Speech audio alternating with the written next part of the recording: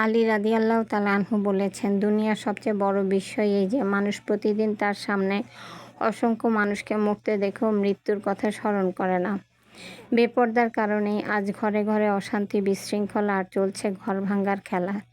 নারী পুরুষের জীবন যে আজ কত দুর্বিষহ, বিপর্যস্ত, বেসামাল ও দুর্গতিগ্রস্ত হয়ে পড়েছে তা দেখেও আমরা পর্দার গুরুত্ব অনুধাবন করতে পারি না।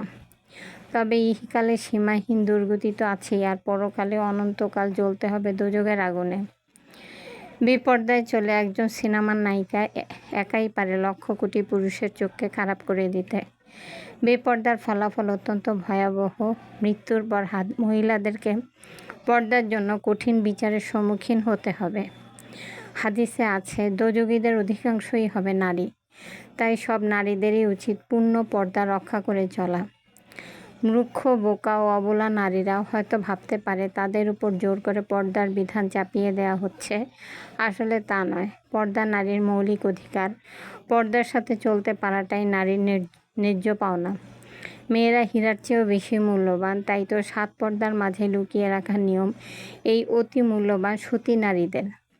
আসুন মা ও বোনেরা, আর দেরি নয়, আমাদের মূল্য আর আমরা না কমাই। আজ থেকে, এই মুহূর্তে থেকে আমরা থাকি পূর্ণ পর্দায়। আল্লাহ আমাদের সহায় হন, আমিন।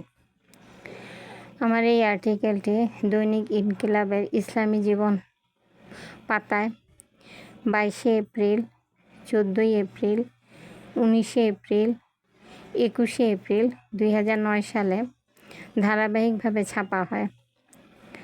আপনারা জানাবেন এই লেখাটি কেমন লাগলো। আপনাদের মতামতের উপরেই আমার ভবিষ্যতের পথ চলা নির্ভর করবে। ভালো মন্দ অবশ্যই জানাবেন কেমন লাগলো। আপনারা ভালো থাকুন।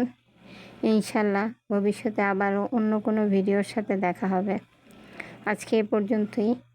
আসসালামু আলাইকুম ওয়া রাহমাতুল্লাহি ওয়া বারাকাতুহু।